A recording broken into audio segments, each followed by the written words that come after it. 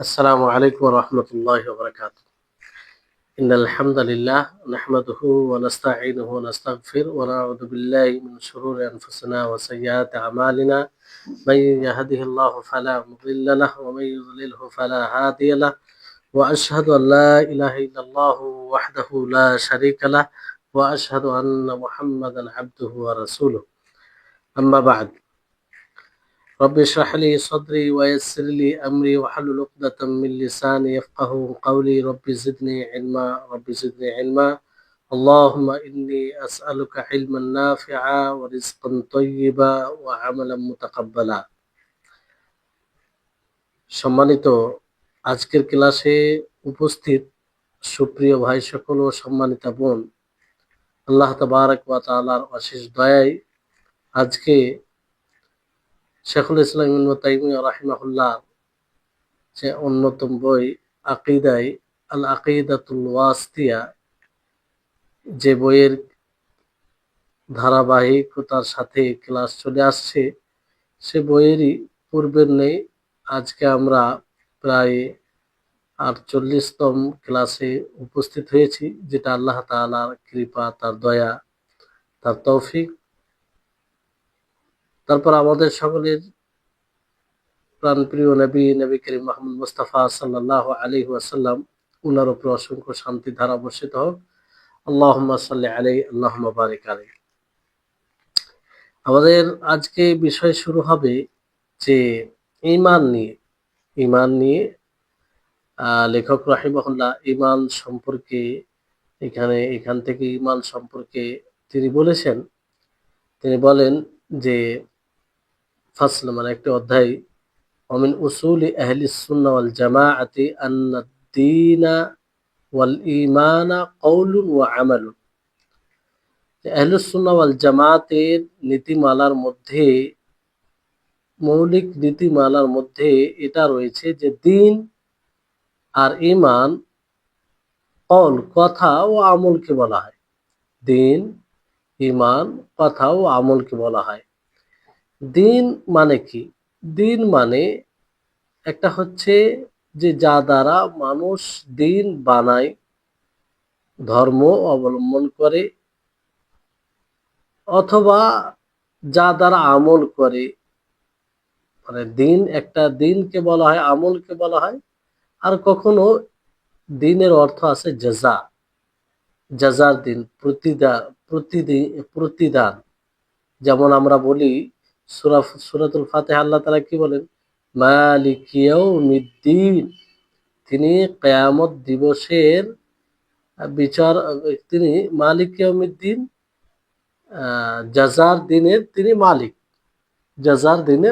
প্রতিদান দেওয়ার দিনের মালিক। তো দিনের অর্থ একটা আসে জাজা, প্রতিদান, একটা অর্থ আসে যে আমল, যা দ্বারা মানুষ দিন একটা অবলম্বন করে। যেমন আল্লাহ তাবারক ওয়া তাআলা বলেন, সুম্মা মা আদরাকা মা ইয়াউমুদ্দিন, আপনাকে কিসে জানিয়েছে যে জাজার দিন কি, অর্থাৎ কিয়ামতের দিন। ইয়াউমা লা তামলিকু নাফসুন লিনাফসিন শাইআ ওয়াল আমরু ইয়াউমাইযিন লিল্লাহ, সেই দিন কোনো নাফসের মালিক হবে না, আর সম্পূর্ণ বিষয় সেদিন আল্লাহর জন্য। ইনফিতারে এটা বলা হয়েছে। তো এখানে এই আয়াতগুলিতে দিন থেকে যে অর্থ নেওয়া হয়েছে কিংবা যেটা উদ্দেশ্য, সেটা হচ্ছে জাযা, বদলা, প্রতিদান। আর আল্লাহ তাবারক ওয়া তাআলার এই বাণীতে রাদিতু লাকুমুল ইসলাম দীনা, যে আমি তোমাদের জন্য ইসলামকে দিন হিসাবে তার প্রতি সন্তুষ্ট আমি। তো এইখানে দিন শব্দের অর্থ কি? এখানে আমল, যে আমল দ্বারা আল্লাহ তাআলার নৈকট্য লাভ করা হয়, আল্লাহ তাআলার সন্তুষ্টি লাভ করা হয়, সেই আমলকে এখানে দিন বলা হয়েছে। তাহলে দিনের দুটি অর্থ। এই জন্য বলা হয় তাদিনু তুদান কামা তাদিনু তুদান, তুমি যেমন করবে তেমন তোমাকে দেওয়া হবে, যেমন আমল করবে তেমন তোমাকে বদলা দেওয়া হবে। মানে যেমন বলা হয়, যেমন কর্ম তেমন ফল। যেমন কর্ম তেমন ফল। তো দিন, এখানে যে লেখক রাহিমাহুল্লাহ দিন বলেছেন, তো এখানে লেখক রাহিমাহুল্লাহ এখানে দিন বলার যে যেটা উদ্দেশ্য সেটা হচ্ছে আমল। আমল, যে আমল, আমল এবং ইমান, আহ, মানে আমল উদ্দেশ্য এখানে। তো এবার আসুন যে ইমান সম্পর্কে কি বলেন, যে ইমান, অধিকাংশ বিদ্বানগণ জ্ঞানীগণ বলেন যে ইমানের আবিধানিক অর্থ হচ্ছে তাসদীক, বিশ্বাস, সত্যায়ন, বিশ্বাস করা। কিন্তু এটা একটা বিতর্কিত অর্থ, এতে বিতর্ক রয়েছে। কারণ যখন কোনো কালেমা কালেমার অর্থে আসবে, কোনো শব্দের অর্থে আসবে, তখন সেটার সমকর্ম, আহ, সমকর্ম আহ, মানে আসবে। আর তাসদিক, এটা নিজে সমকর্ম হয়ে যায়, মানে অন্যকে সামিল করে, কিন্তু ঈমান তার সমকর্ম হয় না। মানে কেউ যদি বলে যে সাদ্দাকতুহু, আমি তাকে বিশ্বাস করলাম, কিন্তু আমানতুহু এই ক্ষেত্রে বলা হয় না। আমি তাকে বিশ্বাস করলাম এইভাবে আমানতুহু বলা হয় না, বরং সেখানে কি করতে হবে, আমানতু বিহি, আমি তার উপরে বিশ্বাস করলাম। আমানতু লাহু, মানে তার উপরে আমি ঈমান আনলাম। আমানতু লাহু, আমি তার জন্য ঈমান আনলাম। তো এইভাবে বলা হয়, কিন্তু আমানতুহু বলা হয় না, কিন্তু সাদ্দাকতুহু বলা হয়। যাই হোক, বিষয়টি হচ্ছে যে আহ ঈমান শুধু এটা অর্থ করা যে বিশ্বাস করা, এটা একটা আপত্তিকর, এটা আপত্তিকর। এই জন্য ঈমানের ব্যাখ্যা ইকরার দ্বারা করা হয়েছে, স্বীকৃতি দ্বারা। স্বীকৃতি, স্বীকৃতি ওটা সবচেয়ে উত্তম হবে, যে ঈমান হলো স্বীকৃতি দেওয়া। কারণ স্বীকৃতি দেওয়া সত্যায়ন ছাড়া হয় না। সত্য বলে যখন মানবে তখনই স্বীকৃতি দিবে একটা জিনিসের। এই জন্য বলা হয় যে আহ আকাররা বিহি, আমান, আমানা বিহি, আকাররা বিহি, আমানা বিহি, এভাবে বলা হয়। আকার আল্লাহ, আমান আল্লাহ, এইভাবে বলা হয়। কিন্তু তাসাদ্দাকা, মানে আহ, মানে আকাররা, এতে তাসদিক অর্থ চলে আসে, স্বাভাবিকভাবে তাসদিক অর্থ চলে আসে। আর ঈমান শাব্দিক আবিধানিক অর্থ হিসেবে বিশ্বাস করা, এটা আপত্তি করে এই জন্য যে এই হিসেবে দেখতে গেলে তো অনেকেই বিশ্বাস করে। যেমন দেখবেন অমুসলিমদের মধ্যে অনেকেই মনে করে যে ইসলাম ধর্ম সত্য, ইসলাম ধর্ম সত্য, কিন্তু তারা পারিবারিক সমস্যার কারণে কিংবা সামাজিক সমস্যার কারণে, কিংবা আর কিছুর কারণে তারা ইসলাম ধর্ম গ্রহণ করে না, কিন্তু ইসলাম ধর্মকে সত্য বলে জানে। তো শাব্দিক অর্থ হিসাবে তো তারা, তাদের মধ্যে এটা পাওয়া যাচ্ছে। তো এই হিসাবে ঈমান, এটা শাব্দিক অর্থ শুধু এটা করা যে বিশ্বাস করা, আপত্তি করা। বরং এটাকে এইখানে কি করতে হবে, যে স্বীকৃতি দেওয়া, স্বীকৃতি দেওয়া, ইকরার, ইকরার, স্বীকৃতি দেওয়া, ইকরার মানে স্বীকৃতি দেওয়া। এর মধ্যে স্বাভাবিকভাবে বিশ্বাস, সত্তায়, এগুলো চলে আসে। আশা করি আপনারা বুঝতে পারছেন। এটা হলো আবিধানিক অর্থ নিয়ে আলোচনা, পর্যালোচনা। এবার শরীয়তের পরিভাষায় ঈমান কাকে বলে, এটা আমাদেরকে জানতে হবে। লেখক রাহিমাহুল্লাহ তিনি বলেন যে কওলুন ওয়া আমালুন, কওলুন ওয়া আমালুন, ঈমান হচ্ছে কওল ও আমাল। মানে ঈমান, ঈমান কাকে বলে, কওল ও আমালকে, কথা এবং আমলকে। তো এটা একটা সংক্ষিপ্ত সংজ্ঞা লেখক রাহিমাহুল্লাহ দিয়েছেন। এর বিস্তারিত এইভাবে করা যায় যে কওলুল কলবি, ঈমান কি কওলুল কলবি ওয়াল লিসান, যে হৃদয়ের কথা ও জিহবার কথা, ওয়া আমালুল কলবি ওয়াল লিসান, এবং হৃদয়ের আমল ও জিহবার আমল, ওয়াল জাওয়ারিহ, আর শরীরের অঙ্গ প্রত্যঙ্গের আমল। এটা হচ্ছে ঈমান। তাহলে ঈমান আপনারা জানেন, ঈমানের সঙ্গে এর আগে হয়তো এইভাবে পড়েছেন যে আল ঈমানু আহ, আল ঈমান আল ইকরার বিহি ওয়াত তাসদীক বিল জিনান, আল কওল বিল লিসান ওয়াল আল ইকরার বিল কলব ওয়াল ইতরাফ। এইভাবে যাই হোক 3টি বিষয় রয়েছে তাতে। সেটা হচ্ছে যে হৃদয় থেকে স্বীকৃতি দেওয়া এবং জিহ্বা দ্বারা উচ্চারণ করা ও সেটা অঙ্গ প্রত্যঙ্গের মধ্যে বাস্তবায়ন করা, এই 3টি বিষয়। তো 3টি বিষয় এখানেও রয়েছে। জি, কিন্তু এখানে লেখক রাহিমাহুল্লাহ তিনি কি বলেছেন যে হৃদয়ের কথা ও আমল আর জিহ্বার কথা ও আমল। তো হৃদয়ের কথা বলতে কি? হৃদয়ের কথা বলতে এটা সুস্পষ্ট যে বলা, বলা হচ্ছে হৃদয়ের এটা কথা, নুতফ, বলা, বলা এটা কি হৃদয়ের কথা। আর হৃদয়ের না মানে লেসান, লেসানের লেসান আফওয়ান মানে লেসানের কথা বলতে কি বোঝায়, এটা স্পষ্ট বিষয়। সেটা হচ্ছে নুতফ, বলা, নুতফ, বলা, এটা হচ্ছে লেসান, জিহ্বার কথা, বলাটা জিহ্বার কথা। আর জিহ্বার আমল হচ্ছে সেই জিহ্বাকে হারকাত দেওয়া আর নড়াচড়া করা, এটা হচ্ছে জিহ্বার আমল।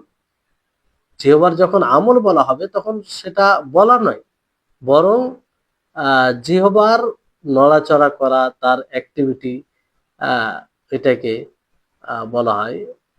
তো আর তাহলে জিহ্বার কথা ও আমল বুঝতে পারলেন। জিহ্বার কথা বলতে, জিহ্বার কথা বলতে বলা, আর আমল বলতে তার নড়াচড়া করা।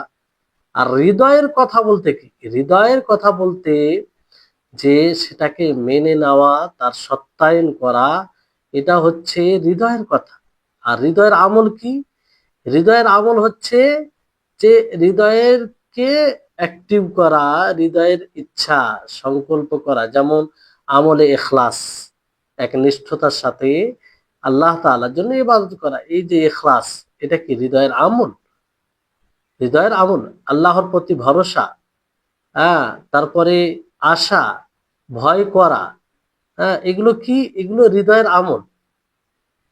হৃদয়ে আহ এগুলো আমল। আর হৃদয়ের কথা কি? যে আহ তাসদিক করা, সত্যায়ন করা, স্বীকৃতি দেওয়া, এটা হৃদয়ের কথা। হৃদয়ের কথা যেমন অনেক ক্ষেত্রেই বলে যে কেউ যদি পছন্দের কথা বলে দেয়, তাহলে কি বলে যে এটাও তুমি আমার মনের কথা বলে দিয়েছো, তুমি আমার মনের কথা বলে দিয়েছো, কিংবা আমার মনের কথা আপনারা বলে দিয়েছেন, মানে তার হৃদয়ে এটা মেনে নিয়েছে, কিংবা তার হৃদয় এটা স্বীকার করছে। এটা হচ্ছে হৃদয়ের কথা। তো জিহ্বার কথা হোক, আমল হোক, হৃদয়ের কথা হোক, হৃদয়ের আমল হোক, উভয় সবকিছু কি ঈমান। আর বাকি অঙ্গ প্রত্যঙ্গের আমল এটা স্পষ্ট, যেমন রুকু করা, সাজদা করা, কিয়াম, দাঁড়িয়ে থাকা আল্লাহর জন্য, বসে থাকা আল্লাহর জন্য, এবং এগুলো কি জাওয়ারেহ, শরীরের অঙ্গ প্রত্যঙ্গের আমল শারআন। আর এই এই সমস্ত আমল গুলোকে নিয়েই ঈমান হয়, এই সমস্ত আমল গুলোকে নিয়েই আমল হয়, ঈমান হয়। জিহ্বার কথা হোক অথবা আমল হোক, হৃদয়ের কথা হোক অথবা আমল হোক, অঙ্গ প্রত্যঙ্গের আমল, এগুলোকে নিয়ে কি হয়? ঈমান। এটাকে ঈমান বলে। যদি বলে কোনো ব্যক্তি, এটা বলে যে আচ্ছা, ঈমানের যে অন্তর্ভুক্ত এতগুলো জিনিস বলা হলো, হৃদয়ের কথা, আমল, জিহ্বার কথা, আমল, তো এগুলোর দলিল কি যেগুলো এর অন্তর্ভুক্ত? তো নবী সাল্লাল্লাহু আলাইহি ওয়াসাল্লাম কি বলেন? আল ঈমান ওয়া আন তু'মিনা বিল্লাহি ওয়া মালাইকাতিহি ওয়া কুতুবিহি ওয়া রুসুলিহি ওয়াল ইয়াউমিল আখির ওয়াল কদরি খাইরিহি ওয়া শাররিহি ফাহাদা কাউলুল কলব। আল্লাহ নবী কি বলেন? যে ঈমান হচ্ছে আল্লাহর প্রতি ঈমান নিয়ে আসা, তার ফারিস্তাগণের প্রতি ঈমান নিয়ে আসা, তার কিতাব সমূহের প্রতি ঈমান নিয়ে আসা, তার রাসূলগণের প্রতি ঈমান নিয়ে আসা, আর শেষ দিবসের প্রতি ঈমান নিয়ে আসা আর ভালো মন্দ ভাগ্যের প্রতি ঈমান নিয়ে আসা, এটা হচ্ছে হৃদয়ের কথা।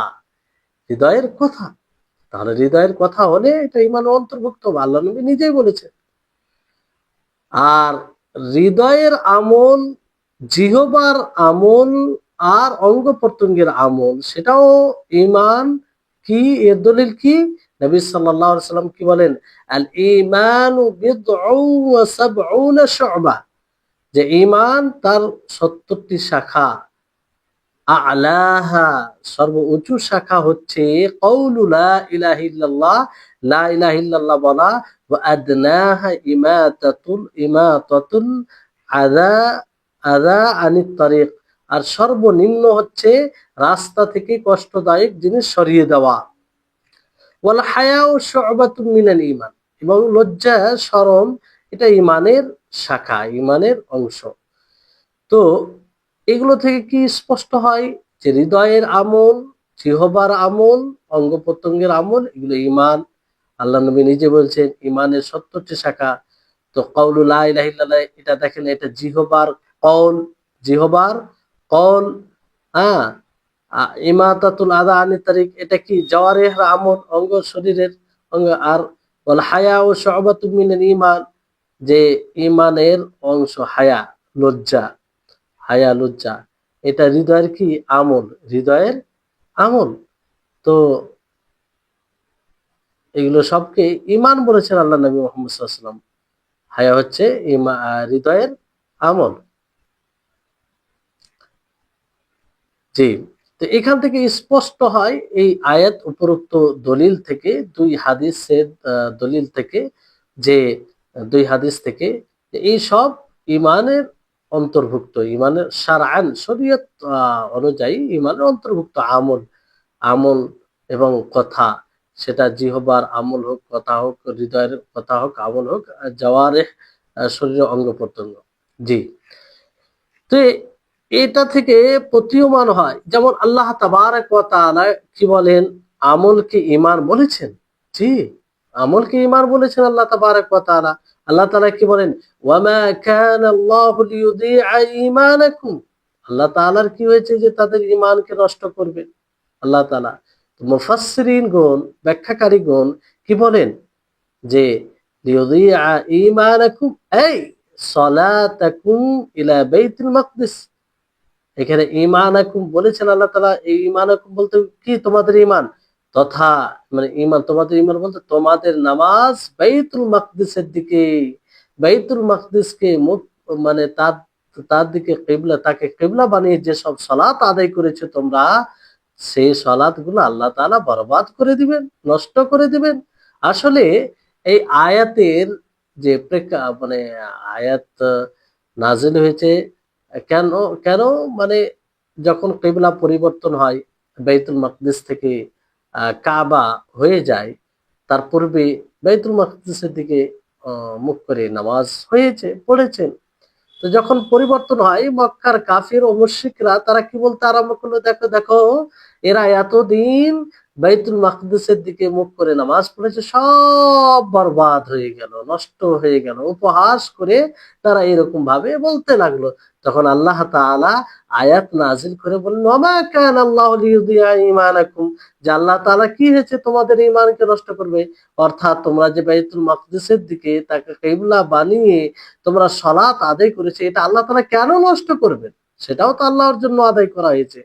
তো এখানে সালাতকে আল্লাহ তাআলা ঈমান বলেছে, ঈমান নাম দিয়েছে। অথচ এটা মানে শরীরের অঙ্গ প্রত্যঙ্গ দ্বারা করা হয়, সালাতে দাঁড়ানো হয়, সাজদা করা হয়, রুকু করা হয়, যাবতীয় আমল করা হয়, সেগুলো অঙ্গ প্রত্যঙ্গের মাধ্যমে। সেই সালাতে হৃদয়ের আমল আছে, হৃদয়ের কথা আছে, সেই সালাতে জিহবার আমল আছে, জিহবার কথা আছে। জি। আর তাকে আল্লাহ তাবারক ওয়া তাআলা ঈমান বলেছেন। তার মানে কি? কথা, আমল উভয় ঈমানের অন্তর্ভুক্ত। জি। তো আশা করি আপনারা বুঝতে পারছেন। উম আর এটাই হচ্ছে হ্যাঁ, আয়াত নম্বর হচ্ছে আপনার ওমা কানা আল্লাহু লিইউযিআ ঈমানাকুম, সূরা বাকারা ১৪৩ নম্বর আয়াত। ১৪৩ নম্বর আয়াত।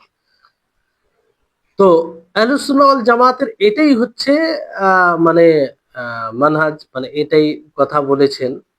আর এই সমস্ত এই চারটি বিষয় কে অন্তর্ভুক্ত, চারটি বিষয় বলতে হৃদয়ের আমল, হৃদয়ের কর্ম, তারপরে জিহবার আমল, জিহবার কর্ম, এগুলো।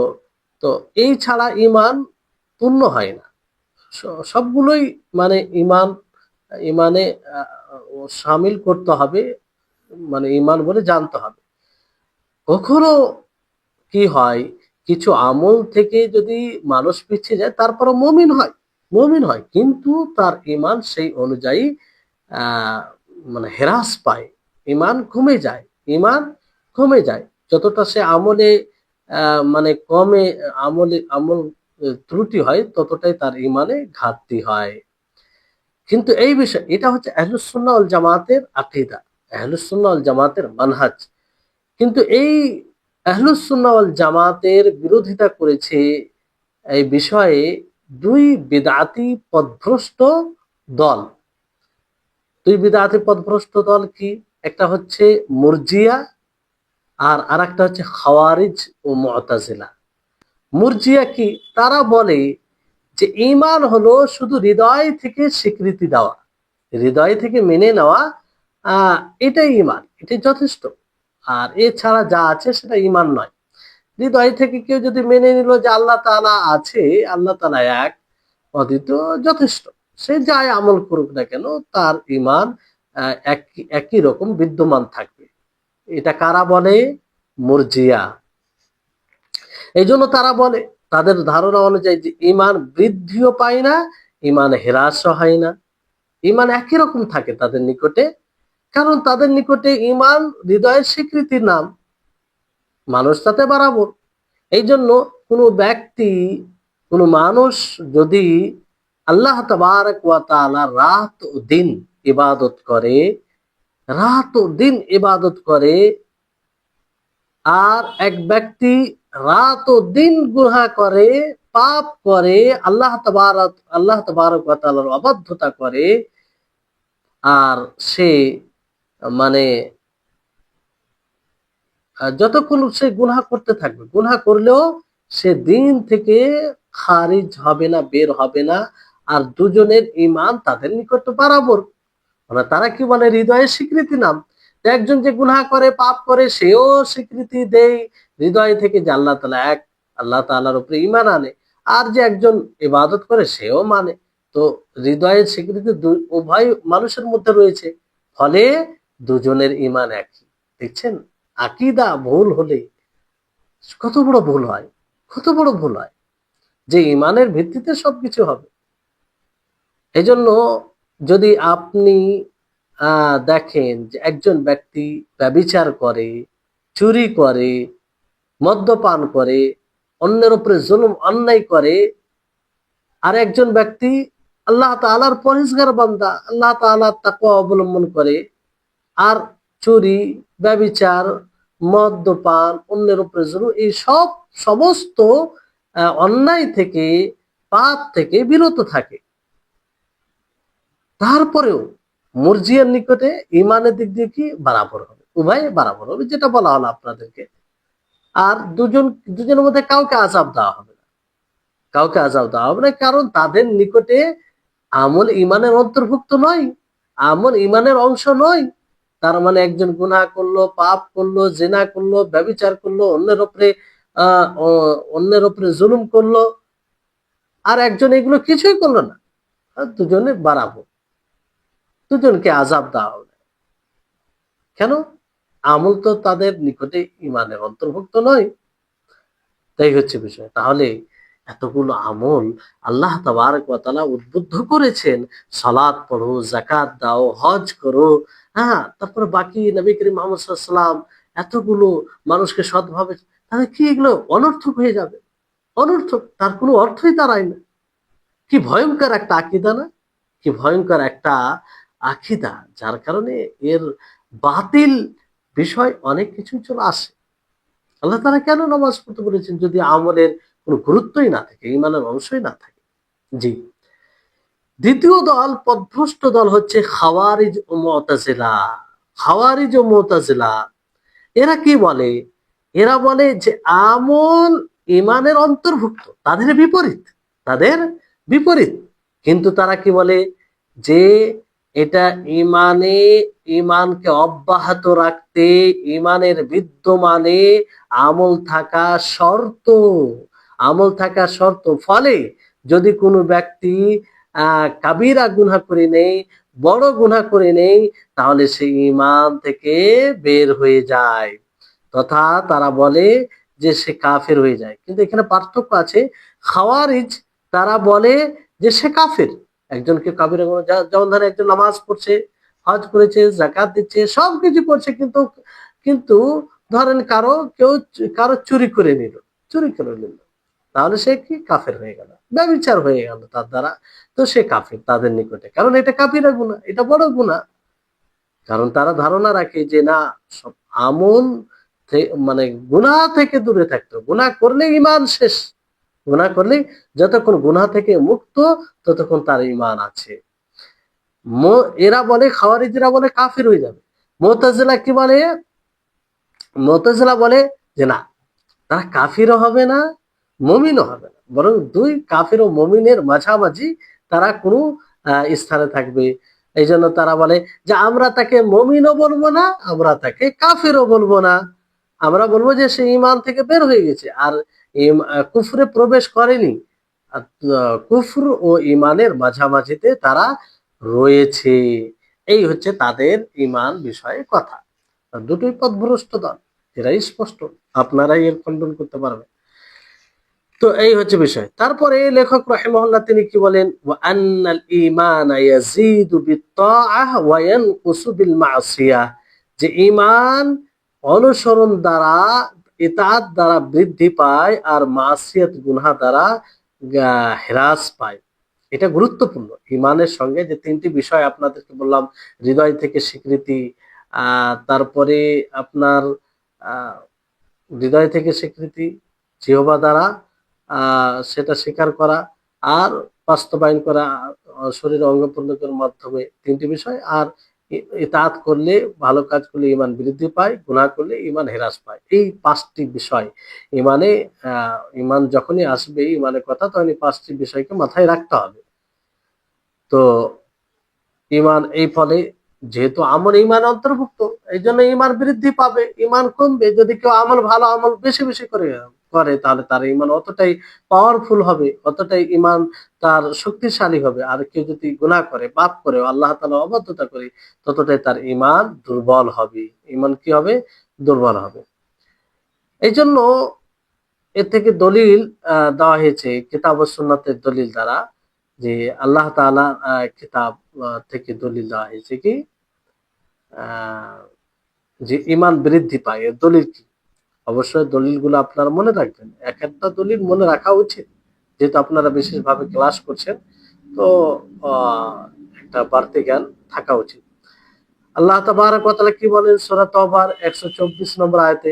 ফাআম্মাল্লাযীনা আমানু ফাযাদাতহুম ঈমানা ওয়া হুম ইস্তাবশিরুন, যে যারা ঈমান এনেছে তাদের ঈমান বৃদ্ধি পাবে, তাদের ঈমানকে আরো বৃদ্ধি হয়ে যাবে, আর তারা সুসংবাদ। তো এখানে ঈমান বৃদ্ধির কথা বলা হয়েছে। অন্য আয়াতে আল্লাহ তাআলা সূরা মুদ্দাসসিরে 31 নম্বর আয়াতে কি বলেন? লিয়াস্তাইকিনাল্লাযীনা উতুল কিতাবা ওয়া ইয়াজদাদাল্লাযীনা আমানু ঈমানা, যে যাতে তারা বিশ্বাস করে, যাদের কিতাব দেওয়া হয়েছে, আর মুমিনদের ঈমান বেড়ে যায়, বৃদ্ধি পায়। এখানে বৃদ্ধি সুস্পষ্ট দলিল যে ঈমান বৃদ্ধি পায়। নাকস, ঈমান হ্রাস পায়, ঈমান কমে যায়, এটার দলিল কি? যেমন নবী সাল্লাল্লাহু আলাইহি ওয়াসাল্লাম মহিলাদেরকে ওয়াজ করতে গিয়ে কি বলেন? তাদেরকে বলেন পরের সূরা মুদ্দাসসিরের 31 নম্বর আয়াত। জি, তওবা 124। আর ঈমান ঘটে যায় এর দলিল কি? একটি হাদিস রয়েছে, সেই হাদিসটি হচ্ছে যে সহিহ বুখারী সহিহ মুসলিমের হাদিস। সেটি বুখারীর হাদিস সম্ভবত 304 নম্বর, আর মুসলিমের হাদিস 79। সেটা কি? নবী করিম মুহাম্মদ সাল্লাল্লাহু আলাইহি ওয়াসাল্লাম কি বলেন, মা রাআইতু মিন নাকিসাতি আকলিন ওয়া দীনিন, হ্যাঁ, যে আমি দেখিনি যাদের বুদ্ধি ও দ্বীনে ঘাটতি রয়েছে তোমাদের তোমাদের থেকে বেশি কাউকে। তো এখানে নবী সাল্লাল্লাহু আলাইহি ওয়াসাল্লাম কি বলেছেন, দ্বীনের ঘাটতি। আর তার কারণ অন্য হাদিসে এসেছে যে এই কারণে যে মহিলারা তাদের প্রাকৃতিকভাবে স্বভাবগতভাবে তাদের মাসে একটা ব্লাড আসে, আর সেই অবস্থায় তারা সিয়াম থেকে বিরত থাকতে হয়, সালাত আদায় করতে পারে না, ফলে ওই সময় এতাত থেকে মানে নেকি অর্জন করা থেকে বঞ্চিত থাকে। এই কারণে ঘাটতি মানে তুলনামূলক বলা হয়েছে। তো এখান থেকে এটা যেটা মূল কথা হচ্ছে যে এখান থেকে দলিল দেওয়া হয়েছে যে ইমান কমে, আমল কম থাকার কারণে নবী সাল্লাল্লাহু আলাইহি ওয়াসাল্লাম বলেছেন যে নাকিসাতি নাকিসাতি আকলিন ওয়া দীনি। আর বুদ্ধির দিক দিয়ে এই জন্য বলা হয়েছে, এটা সার্বিকভাবে বলা হয়েছে যে এই জন্য দলিল যেমন আছে যে ছেলেদের একটা সাক্ষী হলে মেয়েদের দুটো সাক্ষী লাগবে। তো এই ক্ষেত্রে আর এটা মানে অনুভব করা বিষয়। অনেকেই অনেকেই যারা বিধর্মী রয়েছে এগুলোকে ইস্যু বানিয়ে অভিযোগ করে ইসলামের উপরে, কিন্তু এর যথাযথ উত্তর দেওয়া হয়েছে। আহ এগুলো মানে স্পষ্ট বিষয়। যাই হোক, তো এখানে যেটা মূল বিষয় হচ্ছে যে এখানে নবী সাল্লাল্লাহু আলাইহি ওয়াসাল্লাম কি বলছে, নাকসুদ্দিন মানে দিন দিনের ঘাটতি, কারণ কিসের, আমলের ঘাটতির কারণে। তো এটা একটা দলিল। আর এই ছাড়া অনেক দলিল আছে, অসংখ্য দলিল আছে, অসংখ্য দলিল আছে। তাই হচ্ছে বিষয়। এবার আসুন যে ঈমান বৃদ্ধির মৌলিকভাবে ৪টি কারণ ওলামাগণ বলেছেন যে একটি কারণ হচ্ছে যে কারণে আপনার ঈমান বৃদ্ধি পাবে। এই জন্য এর পূর্বে একটা কোর্স করা হয়েছিল, সেখানে যথাযথভাবে আলোচনা হয়েছে যে ঈমান বৃদ্ধির কারণ সমূহ, যে কারণে আমরা নিজের ঈমানকে বৃদ্ধি করতে পারি, সেগুলো সেখানে উপস্থাপন করা হয়েছে। তো এখানে মোটা মানে পয়েন্টের আকারে ৪টি বিষয় বলা হচ্ছে, এটাও গুরুত্বপূর্ণ। যে ১ নম্বর হচ্ছে যে আল্লাহ তাবারক ওয়া তাআলার মারিফাত, আল্লাহ তাবারক ওয়া তাআলার পরিচয়, আল্লাহ তাবারক ওয়া তাআলার সম্পর্কে জ্ঞান, তার নাম ও গুণ ও সম্পর্কে জ্ঞান। যতটা বেশি আল্লাহ সম্পর্কে জানবে ততটাই ঈমান বৃদ্ধি পাবে, ততটাই ঈমান মজবুত হবে, ততটাই ঈমান শক্তিশালী হবে। জি, এজন্য আল্লাহর ব্যাপারে যত বেশি জানবে, আল্লাহর ব্যাপারে জ্ঞান না অর্জন করেই যে ঈমানকে মজবুত করবে তা সম্ভব নয়। কারণ সবকিছুর উপরে ঈমান নির্ভর করে কি, আল্লাহর উপরে। আল্লাহর উপরে কেমন মানে ঈমান রেখেছে সেটার উপরে নির্ভর করে। আর আল্লাহর উপরে ঈমান আনতে গেলে তার ব্যাপারে যতটা জানবে ততটা আল্লাহ তাআলাকে চিনবে, ততটাই সে আন্তরিকতা ভাবেই করবে। তো তার গুণ সম্পর্কে, তার গুণাবলী যত আছে, তার নাম আছে সে সম্পর্কে। জি, এই জন্য হ্যাঁ, এই ব্যাপারে অনেক বিষয় বলা যেতে পারে। তারপরে দ্বিতীয় বিষয় হচ্ছে যে আল্লাহ তাবারক ওয়া তাআলা যেগুলো সৃষ্টিগত আয়াত নিদর্শন রয়েছে আর শরীয়তে যেগুলো আয়াত রয়েছে সেগুলোকে নিয়ে চিন্তা ভাবনা করা, সেগুলোকে নিয়ে কি করা, চিন্তা ভাবনা করা। তাহলে এতে ঈমান বৃদ্ধি পাবে, আল্লাহ তাআলাকে জানতে পারবে। যেমন আল্লাহ তাআলা কি বলেন যে আফালা ইয়ানজুরুনা ইলাল ইবলি কাইফা খুলিকাত, তারা কি দেখে না ইলাল ইবলি উটের দিকে যে কিভাবে আল্লাহ সৃষ্টি করা হয়েছে, ওয়াইলাস সামাই কাইফা রুফিআত, আসমানের দিকে কিভাবে তাকে সুউচ্চ করা হয়েছে, ওয়াইলাল জিবালি কাইফা নুসিবাত, পাহাড়ের দিকে যে পাহাড়কে খাড়ো করা হয়েছে, স্থির করে দেওয়া হয়েছে, নাসব করা হয়েছে, ওয়াইলাল আরদি কাইফা সুতিহাত, জমিনের দিকে যে জমিনকে বিছিয়ে দেওয়া হয়েছে। তো এই যে চিন্তা ভাবনা, গৌরফিক চিন্তা ভাবনা করা, তাকে নিয়ে মানে ই করা যে এটা মানে এটা সৃষ্টি যদি এরকমটা হয় তো যিনি সৃষ্টি করেছেন তিনি কত শক্তিশালী হবে। এই আসমান যার নিচে খুঁটি নেই, খুঁটিবিহীন, হ্যাঁ, স্তম্ভবিহীন সে আসমান আমাদের মাথার উপরে দাঁড়িয়ে আছে। হ্যাঁ, মানে কিছুই নেই। তো এটা এটা কোনো মানুষ, কোনো মাখলুক দ্বারা সম্ভব নয় এটা। আল্লাহ তাবারক ওয়া তাআলা অনুরূপভাবে জমিনকে এমনভাবে আল্লাহ তাআলা বিছিয়ে দিয়েছেন যে আমরা যেভাবে চাই সেভাবে বাস করি, যেভাবে চাই সে মাটিকে কেটে আমরা নিজের মতো তৈরি করি। আ আম মাটি মানে স্থির হয়ে গেছে। জমিনটা বরাবর এমনটা নয় যে এমন উঁচু-নিচু যে থাকতে অসম্ভব হয়ে যাচ্ছে তাও নয়। আল্লাহ তাআলা কিভাবে বিছিয়েছেন মানুষের জন্য। পাহাড়কে দেখেন, এত বড় বড় পাহাড়, যে পাহাড় কারণে জমিন স্থির হয়ে আছে সেই পাহাড়। আল্লাহ তো এইভাবে চিন্তা ভাবনা মানুষ যত করবে তত তার ঈমান বৃদ্ধি পাবে। অনুরূপভাবে আল্লাহ তাআলা এই সূরা গাশিয়াতে এগুলো বলা হয়েছে। আর সূরা ইউনূসের ১০১ নম্বর আয়াতে দেখবেন তো সেখানে আল্লাহ তাআলা বলেন, কুল কুলিনজুরু মাযা ফিস সামাওয়াতি ওয়াল আরদ। হে নবী আপনি বলুন যে তারা যেন দেখে যে আসমান ও জমিনে কি। ওমা তুগনিল আয়াতু ওয়ান নুযুরু আন কওমিন লা ইউমিনুন।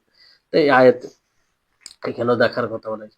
তো যাই হোক, মানুষ যতটা জ্ঞান অর্জন করবে এই ব্যাপারে, আ আ দুনিয়ার সৃষ্টির ব্যাপারে যতটা ভাববে মানুষ, ততটাই তার ঈমান বৃদ্ধি পাবে, ততটাই তার ঈমান। এই যে মাখলুক আল্লাহ তাআলার সৃষ্টি, আশ্চর্যজনক যেগুলো বিষয় রয়েছে, রহস্যজনক একেকটা সৃষ্টির পিছনে যে আল্লাহ তাআলার হিকমা, উদ্দেশ্য, আল্লাহ তাআলা রব্বানা মা খালাকতা হাযা বাতিলা সুবহানাকা ফাকিনা আযাবান নার। আল্লাহ তাআলা কোন সৃষ্টিকে অনর্থক সৃষ্টি করেনি। কি করে হয়? তিনি হাকিম।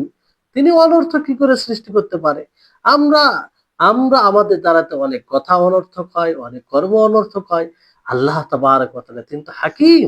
তার প্রতিটি কথা, তার প্রতিটি বিধান, তার প্রতিটি বিষয় হিকমতে পরিপূর্ণ। ফলে তিনার কোন সৃষ্টি অনর্থক হতে পারে না। তার প্রত্যেকটি বিষয়ের পিছনে রহস্য, হিকমা রয়েছে। তো এগুলো নিয়ে চিন্তা ভাবনা করা, এটা যত করবে তত ঈমান বৃদ্ধি পাবে। আল্লাহ তার ঈমান হবে। অনুরূপভাবে শরীয়তে যেগুলো আয়াত রয়েছে তাতে তা নিয়ে চিন্তা ভাবনা করলে অ্যা সে সেক্ষেত্রেও ঈমান বৃদ্ধি পাবে। হুম? আল্লাহ তাবারক ওয়া তাআলা যে শরীয়ত নাযিল করেছেন, তাতে যে বিধান রয়েছে তা নিয়ে চিন্তা করলে তাতেও ঈমান বৃদ্ধি পাবে। জি, এমন এমন হিকমা রয়েছে, এমন এমন বিধান রয়েছে যে তার সেটা মানুষের জন্য উপকারী, যেটা মানুষ কল্পনা করতে পারে না। মানুষ মানুষের স্বভাবের সাথে মিল খায়। মানুষের সেই হিকমা বিধানের দ্বারাতে সবকিছু হেফাজত করা হয়। জি, তো এই হচ্ছে বিষয়। আর এই শরীয়ত মানে মানে এমন আল্লাহ তাআলার হিকমত মানে সৃষ্টি রয়েছে যেগুলো আমাদের আকল, বিবেক মানে স্থির হয়ে যায়। বিবেকও কাজ করে না যে আর ওই বিবেক অতটা পাওয়ার দেয়নি আল্লাহ তাআলা যে আমরা সবকিছু দুনিয়াতে বুঝে ফেলি, তা দেয় না। আল্লাহ তাআলা সবকিছু সিস্টেমেটিক ভাবে আল্লাহ তাআলা যেটা চালাচ্ছেন, পরিচালনা করছেন, তাতে ইনসাফ রয়েছে, আদল রয়েছে, রহমত রয়েছে, সবকিছু রয়েছে। সবকিছু রয়েছে। তৃতীয় বিষয় হচ্ছে যে অধিকভাবে অনুসরণ করা আল্লাহ তাবারক ওয়া তাআলা আর ইহসান করা। এটা তো ঈমান বৃদ্ধি পায়। আপনি যত অনুসরণ করবেন আল্লাহ তাআলার, যত আমল করবেন সে আল্লাহ তাআলার বিধান অনুযায়ী চলবেন, আল্লাহ তাবারক ওয়া তাআলার শরীয়ত অনুযায়ী চলবেন, ততই আপনার ঈমান বৃদ্ধি পাবে। কারণ আমল ঈমানের অন্তর্ভুক্ত।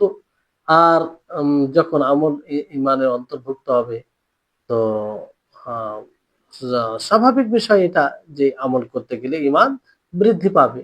জি, যত আমল আছে, যত আমল। আপনি সালাত পড়লে একজন ব্যক্তি সালাত মাঝে মধ্যে পড়ে, আরেকজন নিয়মিত পড়ে। তাহলে স্বাভাবিক যে নিয়মিত পড়ে, সময় মতো পড়ে, ঠিকভাবে পড়ে, স্থায়ীভাবে পড়ে, তার ঈমান। আর যে ছেড়ে দেয় সে তো এক বড় কাবিরা গুনাহ করে, পাপই হয়। তো তার ঈমান আর এর বরাবর হতে পারে না। বরাবর হতে পারে না। তারপরে আপনার যে কারণে ঈমান বৃদ্ধি পায় সেটা হচ্ছে মাসিয়াতকে ছেড়ে দেওয়া, গুনাহকে ছেড়ে দেওয়া, পাপকে ছেড়ে দেওয়া। যে পাপকে ছেড়ে দেওয়ার মাধ্যমে আল্লাহ তাআলার নৈকট্য লাভ হয়। আর আল্লাহ তাআলার নৈকট্য লাভ হওয়া মানে কি? ঈমান বৃদ্ধি পাচ্ছে, ঈমান বৃদ্ধি পাচ্ছে। জি, যেমন একজন মানুষ গুনাহ করব, মানে সামনে তার গুনাহ, পাপ, তার মন চাইছে, তার মন ওদিকে, তার যে নফসে আম্মারা তাকে উদ্বুদ্ধ করছে, কিন্তু সে বিরত থাকে, কিন্তু সে ছেড়ে দেয়। কেন? আল্লাহ তাআলাকে ভয় করে, আল্লাহ তাআলার সন্তুষ্টির উদ্দেশ্যে। তাহলে এতে তো আল্লাহ তাআলা খুশি হবেন, এতে তো আল্লাহ তাআলার নৈকট্য লাভ হবে। তো এইভাবে ঈমান বৃদ্ধি পায়। তাহলে ৪টি কারণ বলা হলো। ৪টি কারণ কি কি বলা হলো? একটা, আল্লাহ তাআলার পরিচয়, তার নাম ও গুণাবলী সম্পর্কে যতটা জানবেন ততটাই আপনার ঈমান বৃদ্ধি পাবে। দ্বিতীয় হচ্ছে আল্লাহ তাআলার সৃষ্টিগত নিদর্শনের প্রতি মানে সেটাকে নিয়ে চিন্তা ভাবনা করা, তার শরীয়তে যেগুলো রয়েছে বিষয়, সেগুলো নিয়ে চিন্তা ভাবনা করা। তৃতীয় হচ্ছে অধিকভাবে তার অনুসরণ করা, তার শরীয়ত অনুযায়ী চলা। চতুর্থ হচ্ছে গুনাহকে ছেড়ে দেওয়া, গুনাহকে ছেড়ে দেওয়া। জি। তো তারপরে বিষয় যেটা রয়েছে যে ঈমান হ্রাস পাওয়ারও ৪টি কারণ রয়েছে। মোটা ৪টি কারণ। এরকম অনেক রয়েছে, কিন্তু ৪টি কারণ মোটা। সেটা হচ্ছে যে ১ম যেটা বললেন ঈমান বৃদ্ধির কারণের মধ্যে, তার বিপরীত যে আল্লাহ তাআলার সম্পর্কে জ্ঞান অর্জন করা থেকে বিমুখ হয়ে যাওয়া। মানে কোনো আগ্রহ না রাখা আল্লাহ তাআলা সম্পর্কে, না জানা তার গুণাবলী। যেমন আজকে বর্তমান সমাজ, বড় আফসোস হয় যে মানুষ সামান্য জ্ঞান শিখে নেই তো ওটাকেই যথেষ্ট মনে করে। না আল্লাহ সম্পর্কে সঠিক ধারণা আছে, না আল্লাহর গুণাবলী কোনো সম্পর্কে জানা আছে। যদি সেই রকম ইলমের ব্যবস্থা করা হয়, আল্লাহর ব্যাপারে জ্ঞান দেওয়ার ব্যবস্থা করা হয়, তারপরেও মানুষের আগ্রহ দেখা যায় না। আগ্রহ দেখা যায় না। উদাসীন, হ্যাঁ, এক প্রকার উদাসীনতা দেখা যায়। তো এই যে, তাহলে এতে তো ঈমান হ্রাস পাবে, ঈমান কমবে, স্বাভাবিক। আল্লাহর ব্যাপারে যত জ্ঞান কম থাকবে তত ঈমান কম থাকবে। এটা একটা কারণ। দ্বিতীয় কারণ হচ্ছে যে আল্লাহ তাবারক ওয়া তাআলার সৃষ্টিগত যেগুলো নিদর্শন রয়েছে ও শরীয়তসম্মত নিদর্শন রয়েছে শরীয়তে, কোরআন ও হাদিসে, তার উপরে চিন্তা ভাবনা করা থেকে বিমুখ হয়ে যাওয়া। চিন্তা ভাবনা না করা, সেটাকে করবে, চিন্তা ভাবনা করলে ঈমান বৃদ্ধি পাবে।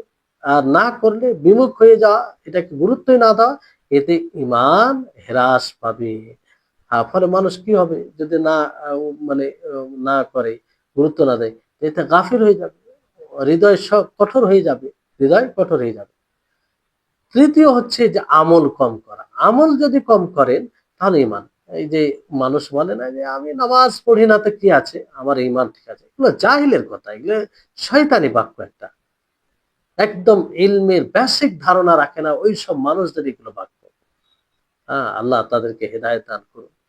বড় এইসব বাক্য যখন কর্ণে আসে, মানে ব্যথায়, আহ, মানে একজন মানুষ যারা চিন্তিত বড়ই ব্যথিত হয় যে একজন মুসলিম কি করে এই কথাগুলো বলে, তার মুখ থেকে এই কথা আসে কি করে, কতটা জ্ঞান থেকে দূর থাকলে এইসব বাক্য একজন মুসলিম, যাকে যে নিজেকে মুসলিম বলে, তার মুখ থেকে সব বলে বের হয় যে আমি আল্লাহ তাআলাকে মানি না, আল্লাহ নামাজ পড়ি না, কিন্তু আমার ঈমান ঠিক আছে। হ্যাঁ, তো এই হচ্ছে ঈমান। আপনি যত আমল কম করবেন ততই আপনার ঈমানে ঘাটতি আসবে, যেটা পূর্বে দলিলে বলা হলো, মা রাআইতু মিন নাকিসাতি আকলিন ওয়া দীনিন আযহাবু লিলুব্বির রাজুলিল হাযিমি মিন ইহদা কুন্না। তো যখন এই কথা আল্লাহ নবী বললেন, তো সাহাবায়ে কেরাম কি বলেছিলেন? মানে সাহাবায়ে কেরাম, সাহাবিয়া তো হতে পারে, যে ইয়া রাসূলুল্লাহ, যে হে আল্লাহর রাসূল, কাইফা নুকসানু দীনিহা, যে তাদের মানে দ্বীনে ঘাটতি হবে, এটা কি করে হয়? তো তিনি বলেন, আলাইসা ইযা হাযাত লাম তুসাল্লি ওয়া লাম তাসুম, তা এটা কি নয় যে তারা যখন মাসিক অবস্থায় থাকে, মাসে যেটা ব্লাড আসে, সেই অবস্থায় তারা নামাজও পড়ে না, সিয়ামও রাখে না। তো এই যে তার থেকে তখন সাময়িকভাবে বঞ্চিত হয়ে যায়। তো এটা হচ্ছে, তো এটা দলিল। চতুর্থ বিষয় হচ্ছে গুনাহ করা, পাপ করা। গুনাহ যত করবেন ততই আপনার ঈমান হ্রাস পাবে। ব্যভিচার করবেন ঈমান। এমনকি বলা হয়েছে ব্যভিচার যখন করে মানুষ তার ঈমান তার থেকে উঠে যায়। হ্যাঁ? তো মানে গুনাহ করলে আপনার ঈমান কমবে, ঈমান কমে যাবে। আল্লাহ তাআলা কি বলে? কাল্লা বাল রানা আলা কুলুবিহিম মা কানু ইয়াকসিবুন। হ্যাঁ, কখনো না, তাদের হৃদয়ে তাদের কর্মের কারণে মরিচা পড়ে গেছে, মরিচা পড়ে গেছে। তো এখান থেকে মানে গুনাহ যত করবে মানুষ তত কি হবে? তত কি হবে?